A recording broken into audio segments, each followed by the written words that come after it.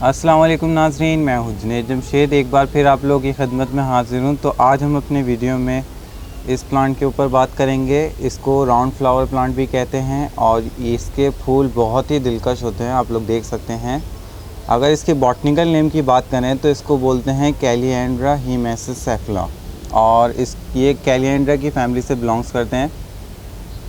बहुत से शौकीन दोस्तों के पास ये प्लांट्स हैं। कराची में तो ये बहुत अच्छे ग्रो कर रहे हैं और कुछ शौकीन दोस्तों ने हमें दिखाए हैं, हमने नेट पे देखे हैं, ये इंडिया में भी अच्छे ग्रो कर रहे हैं। उन्होंने हमें तस्वीर दिखाई है इस प्लांट की, वहाँ ग्रो कर रहे हैं, हमें वीडियो शेयर किए।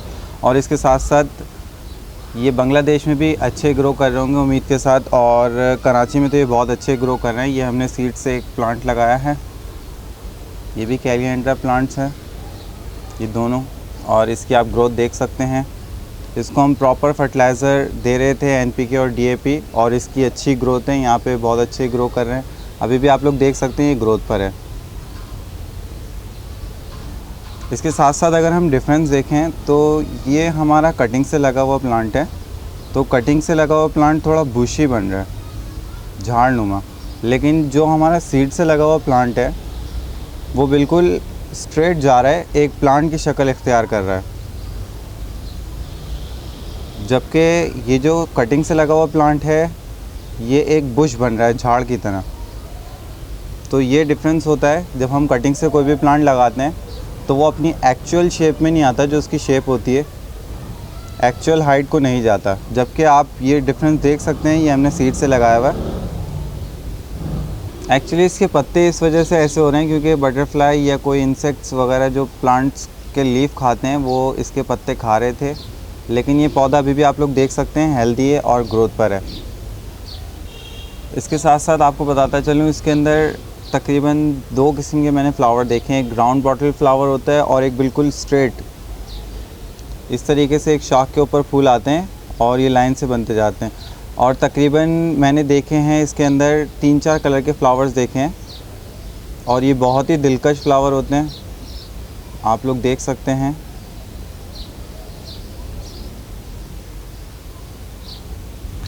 और इसको शौकीन पाउडर पफ के नाम से भी जानते हैं क्योंकि पाउडर का जो पफ होता है वो बिल्कुल ऐसे ही राउंड होता है।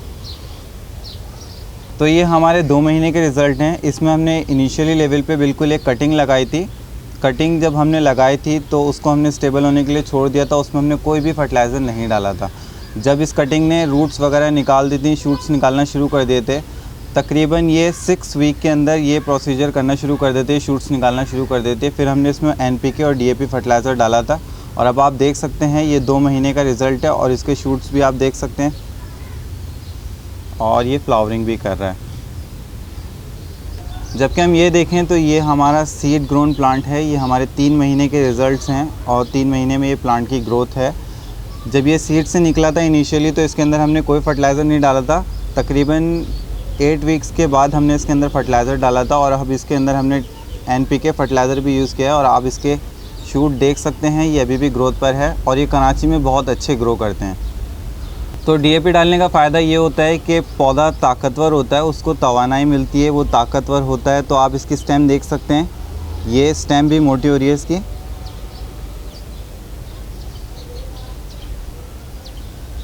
क्योंकि ये भी इतने बड़े प्लांट नहीं है लेकिन उस लिहाज से उनकी स्टेम अच्छी खासी मोटी हो गई हैं। तो ये DAP का इस्तेमाल करते हैं आप, तो इससे प्लांट की स्टेम भी मोटी होती है और पत्तों को भी ग्रोथ में मदद मिलती है। तो सबसे पहले तो इसकी सॉइल मिक्सिंग की बात कर लेते हैं। सॉइल मिक्सिंग इसमें हमने वो यूज़ किया है, 80% सॉइल है, 20% काऊ डंग है और 1 टीस्पून भुजा हुआ चूना। स्टार्टिंग में हमने कोई इसके अंदर फर्टिलाइज़र यूज़ नहीं किया था इनिशियल लेवल पे, जब ये बिल्कुल बेबीज़ थे, लेकिन अब ये क्योंकि स्टेबल हो गए हैं और एक मैच्योर प्लांट हो गया है तो इसके अंदर अब हम फर्टिलाइज़र का इस्तेमाल कर रहे हैं।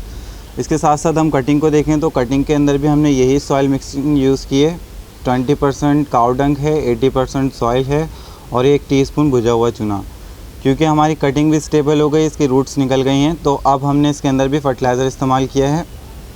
तो मैं व्यूवर्स को बताना चाहता हूं, जब आप कटिंग से प्लांट लगाते हैं तो वो 6 वीक के अंदर स्टेबल हो जाता है। ये एक प्लांट बासानी कटिंग से लग जाते हैं, आप देख सकते हैं ये प्लांट हमने कटिंग से लगाया, ये 6 वीक के अंदर स्टेबल हो गया था, इसकी रूट्स निकल गई थी और इसके शूट्स निकलना शुरू हो गए थे और ये बिल्कुल स्टेबल हो गया था। इसके बाद हम इसको रीशेपिंग कर सकते हैं, जो हमें गैर ज़रूरी ब्रांचेस लग रही हैं उसको हम काट सकते हैं।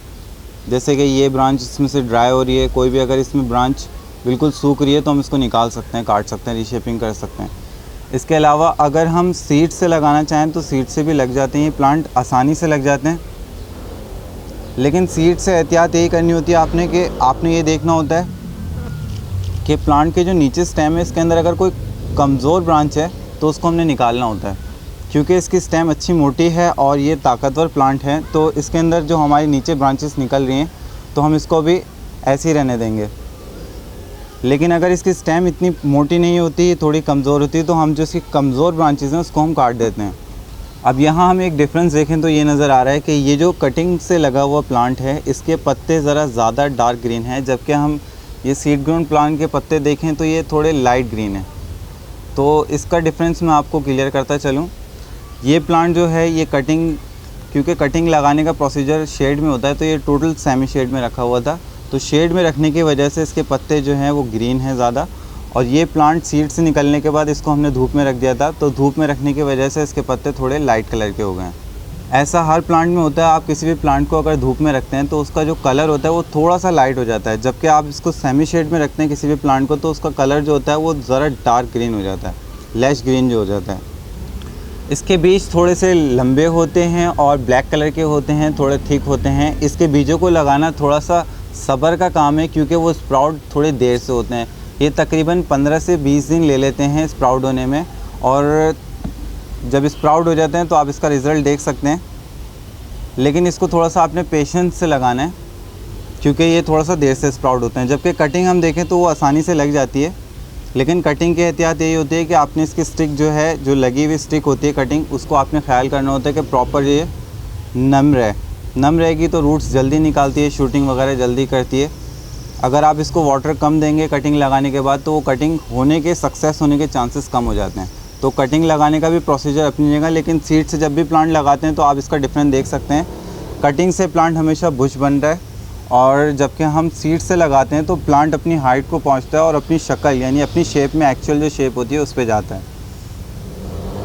उम्मीद है नाजरीन कि आप कटिंग से लगाएं इस प्लांट को या आप सीड से लगाएं। हमने आपको दोनों रिज़ल्ट दिखा दिए हैं, आपको अच्छी सक्सेस मिलेगी इसके अंदर। आप जिस भी तरीके से लगाना चाहते हैं ये प्लांट बासानी लग सकता है। इस उम्मीद के साथ आपको वीडियो पसंद आई होगी। मुझे और मेरी टीम को इजाज़त दीजिए। अल्लाह हाफ़िज़।